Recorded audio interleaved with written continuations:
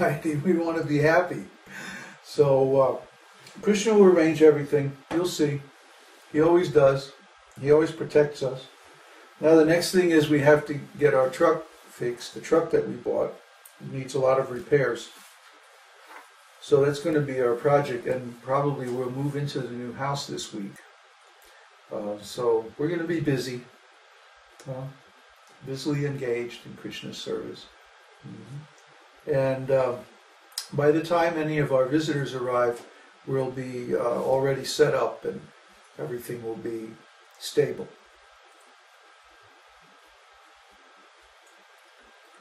So, any questions or discussion about that while we're on the subject before we get to Nectar of Devotion?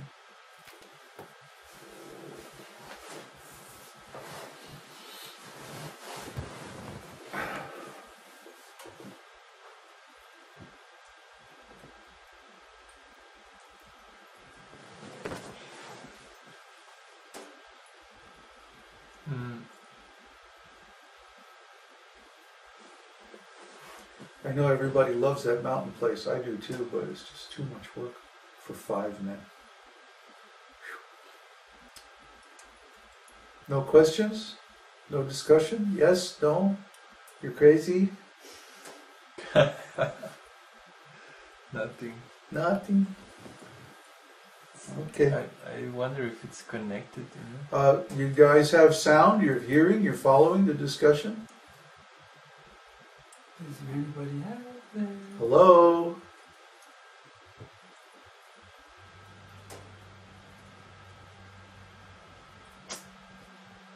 No response. I don't know if they're hearing. Oops. Is this turned on? Well, Oh, yes, we're fine. Okay, yes. They're hearing? It took a while to come back. Okay. It's okay. It's all good, huh? Okay. Nectar of Devotion. So now we're going a lot slower than I thought. I don't know if you guys did your homework. Did you listen to chapter 2? Anybody?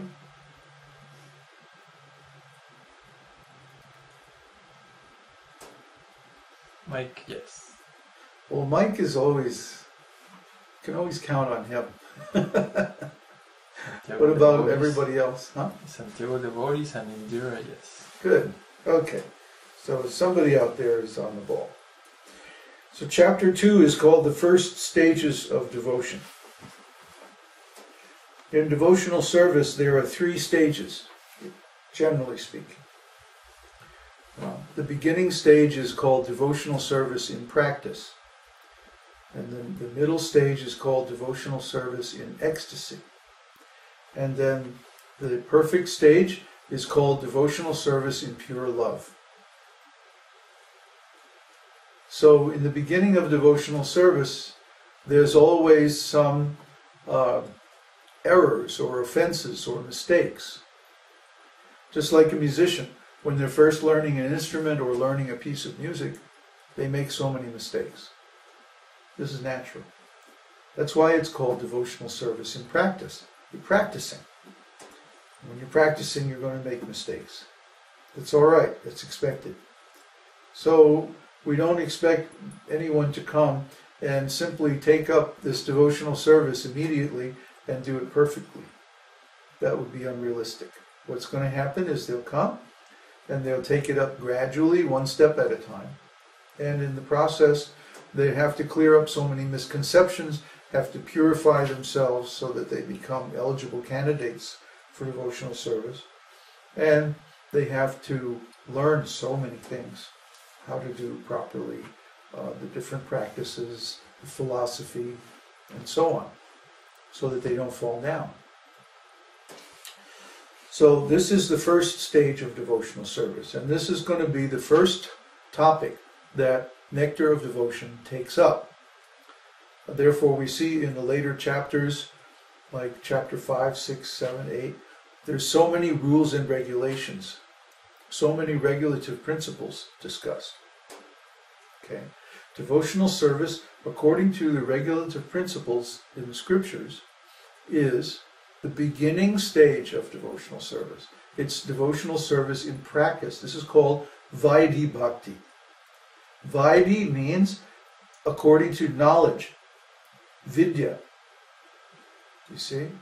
Vidya is the root of the word Vaidhi. Vaidhi means according to knowledge, or by the force of knowledge, or by the use of knowledge. So in the beginning we come to devotional service and we read so many books and we learn philosophy and we learn so many regulative principles. Do this, don't do that. No? The essence of all the regulative principles is always remember Krishna. Never forget Krishna. It's really very simple. Somebody was asking on the forum, oh, there are so many regulative principles, so many rules. How can we follow all these rules? How is it possible? That wasn't on the forum, it was on YouTube.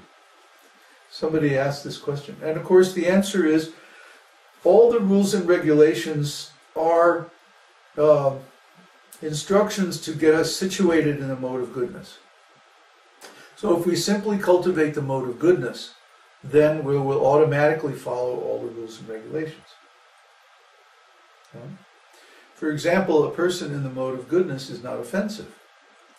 They have no desire to fight, argue, put down, criticize, or be negative about another person or another or anything. They just want to be happy. That's the nature of the mode of goodness. Mode of goodness, Krishna says in Bhagavad-gītā in chapter 18, the mode of goodness is purer than the rest, but it conditions one to happiness. He also says in another place, in the 16th chapter, I think, he says the mode of goodness, the result of the mode of goodness is happiness. The result of the mode of passion is suffering. And the result of the mode of ignorance is foolishness. So if you follow the mode of ignorance or passion, you cannot be engaged 100% in devotional service. Because the lower modes of nature, their qualities are suffering and foolishness. And a devotee, and we also read in Nectar of Devotion, that the first result of pure devotional service is complete relief from all material miseries. In other words, complete happiness.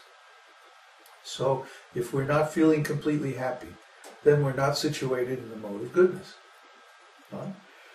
We have, I wonder what happened to that. Oh, it's in the Bhakti course now.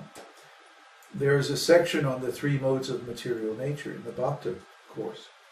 And when you do this course, then you will go through this paper that we wrote, extracted from the scriptures, where we take the three modes of material nature and compare them according to many different things.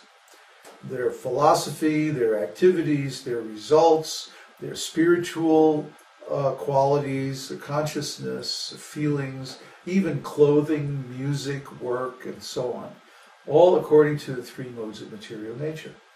For example, a person in the mode of goodness wears white or light-colored clothing made of natural fibers and simple styles that are modest and clean. Whereas a person in the mode of passion, they wear very stylish clothing, cut tight to fit tight, to show off the body and like that, and usually in bright primary colors or bold patterns, shiny, glittery, and like that. Whereas people in the mode of ignorance, they wear ill-fitting, old, dirty, grungy, dark colors, and like that. So everything is in the mode of goodness, passion, or ignorance. Even music, for example. Music that's in the mode of goodness is like Vedic music. It's very simple, very clean, very beautiful, and it gives, if you listen to it, it gives you very nice feelings of devotion, feelings of happiness. But music in the mode of passion is loud and brash and uses a lot of complex harmonies, and it's very disturbing. It causes anxiety and fear and tension, like that. Music in the mode of ignorance is like, death metal and rap music and stuff like that, which inspires all kinds of sinful activities and makes a person actually stupid by listening to it. So we try to avoid all these things in passion and ignorance, and simply take prasadam, which is pure vegetarian food in the mode of goodness.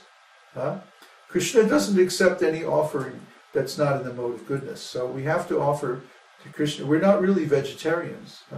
We're prasadarians. We only take prasadam of Krishna, and he only accepts things in the mode of goodness. So we have to offer food in the mode of goodness. Then he's all right.